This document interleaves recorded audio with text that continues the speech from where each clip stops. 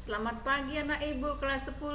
Apa kabar nak? Kita jumpa lagi hari ini Selasa ya. Tak terasa udah 4 Agustus. Eh, udah memasuki bulan-bulan kemerdekaan. Nah, kita hari ini akan belajar korespondensi. Tepatnya pokok materinya adalah hambatan-hambatan dalam bertelepon. Pasti diantara kita ini sudah pernah semua bertelepon, tapi yang kita pakai teleponnya adalah telepon genggam atau HP atau telepon seluler.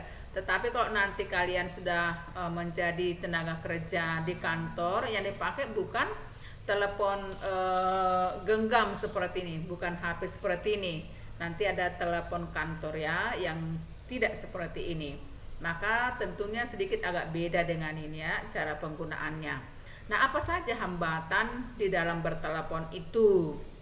Kita juga pernah mengalami kadang suaranya tak kedengaran, kadang tak disambung atau bagaimanlah sinyal ya. Tetapi biasanya kalau telepon kantor tidak menggunakan data ya, maka beda lagi ceritanya. Ini dia apa yang menjadi hambatan dikala kita melakukan telepon. Yang pertama, faktor kondisi fisik peralatan telepon. Jadi ini yang bermasalah.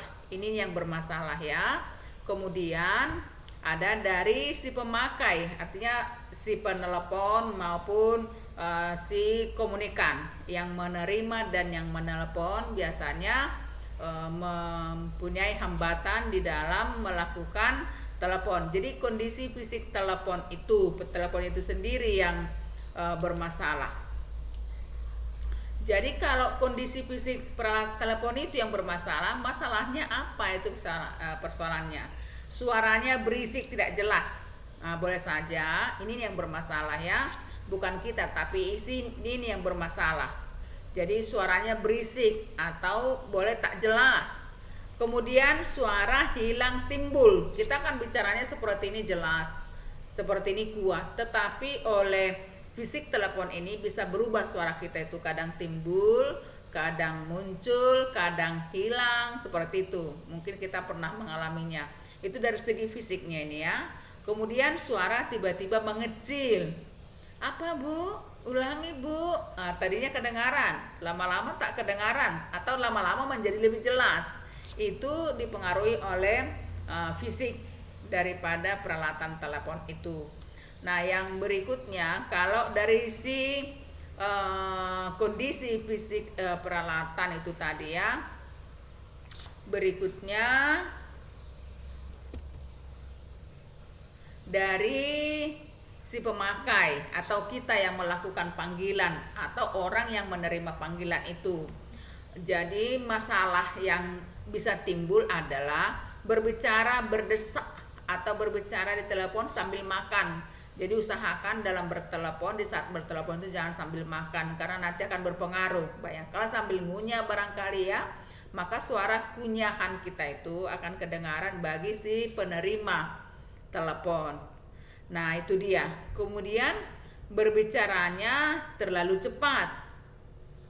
Cepat-cepat berbicaranya ya. Berbicaranya monoton, tidak ada intonasinya. Tidak ada intonasinya. Selamat pagi bu, dengan siapa bu? Apa yang bisa saya bantu bu? Nah, itu berbicara monoton. Selamat pagi dengan ibu Tanggang. Ada yang bisa saya bantu? Dengan siapa saya bicara? Nah, itu dia ada intonasinya. Itu dia ya, berbicara jangan monoton. Jadi berbicara pun jangan terlalu cepat seperti yang Ibu contohkan tadi.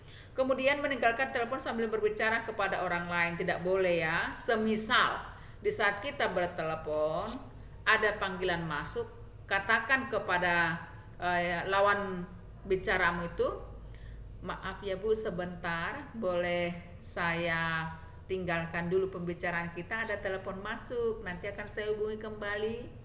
Oh iya bu, nggak apa-apa, silahkan. Nah, kita angkatlah yang masuk itu. Setelah itu kita telepon baliklah teman bicara kita yang tadi. Jadi jangan begitu saja kamu tinggalkan, kamu putuskan, lalu kamu terima panggilan masuk. Tidak, kamu kasih tahu Semisal itu telepon penting, tapi kalau kamu kenal misalnya yang menelepon itu adalah teman biasa, boleh saja abaikan, lanjut kamu bicara dengan yang kamu bicara tadi. Begitu mengatasinya. Jadi masalah tadi bisa dari fisiknya, bisa dari si pembicara itu sendiri. Jadi ada dua hambatannya. Kemudian tugas kita nak, jadi materinya sedikit saja. Hari Selasa hadir kalian semua, kita akan langsung bertelepon ya, langsung. Jadi nggak usah banyak teori, kita langsung praktek. Dari praktek itu nanti akan kita temukan masalahnya apa dan boleh kita atasi bagaimana caranya. Jadi tugas kalian nak, kan ada ringkasan di dalam buku kita ini. Ringkasan di dalam buku kita ini kalian salin ya, kalian salin ringkasannya ini. Ini ringkasannya salin. Aduh, tak jelas pun. Ringkasannya salin ya, ini dia ringkasannya salin. Selain ini pun, kalau kamu anggap di belakangnya ini ada lagi yang perlu-perlu, boleh kamu salin. Inti-intinya seperti yang saya katakan kemarin waktu tatap muka, jangan sampai kosong buku tulisnya, harusnya sudah banyak isinya. Karena buku ini nantinya akan kembali. Jadi kalau kamu tidak tulis di sini inti-inti sarinya, apa menjadi peganganmu? Jadi salin ringkasannya. Setelah itu tugas yang kedua adalah mengerjakan soal pilihan ganda. Soal pilihan ganda ini anak dikerjakan. Tulis ini semuanya di dalam bukumu dengan lengkap. Kamu lingkari yang mana jawabannya. Tetapi yang kalian kirimkan sama ibu adalah jawabannya saja, tidak perlu ikut soalnya. Jadi nanti langsung kamu ketik di GC itu pun bisa, di HP-mu itu langsung ketik lalu kamu posting bisa. Kamu ketik pun, kamu tulis pun tersendiri, lalu kamu foto, kamu kirimkan bisa di GC. Tapi yang jelas nggak usah kirimkan sama saya soalnya ini, yang ini, aduh. Misalnya nomor 1 ya, hubungan telepon antar kota, antar provinsi dikenal sebagai sambungan telepon. Jawabannya misalnya D, interlokal. Maka yang kamu tuliskan nomor 1 D, interlokal. Nomor 2 demikian seterusnya. Soalnya nggak perlu kamu kirimkan sama ibu, cukup kamu salin di dalam bukumu dengan jawabannya.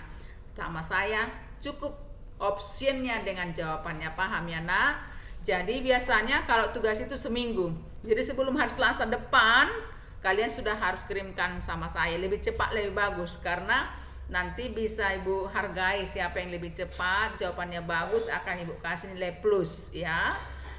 Inilah yang boleh ibu sampaikan, dengan catatan kalian tetap harus belajar ya nak. Belajar dan belajar supaya kalian nanti cerdas dan bisa mendapat pekerjaan yang layak. Terima kasih, Tuhan memberkati.